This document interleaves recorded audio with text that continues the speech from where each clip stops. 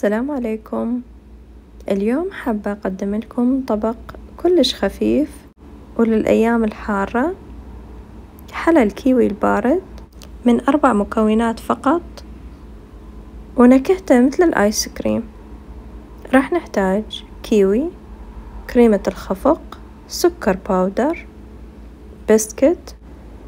عندي هنا الكيوي 3 مكعبات ناعمة، وراح أحتاج الخفاق الكهربائي. ضفت كوب واحد من كريمة الخفق، راح أسويها على سرعة بطيئة بالبداية، وأضيف ملعقة طعام سكر بودرة، وراح أزيد السرعة. تقريبا أخذ وياي 4 دقايق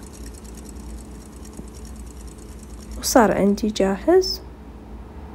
بعدها راح أضيف 3 حبات من الكيوي ثرمتهم ناعم، وراح أخلطهم بهاي الطريقة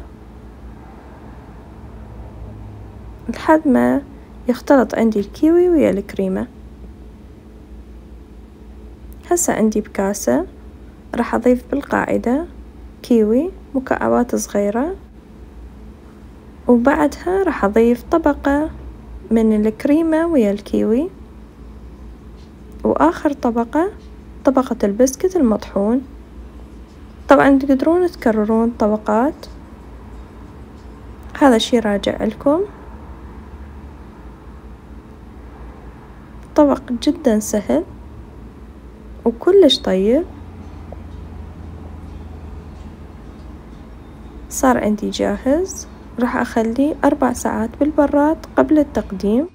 ومثل ما تشوفون عندي زينته بهذا الشكل. إن شاء الله يكون عجبكم الفيديو واستمتعتوا بالوصفة.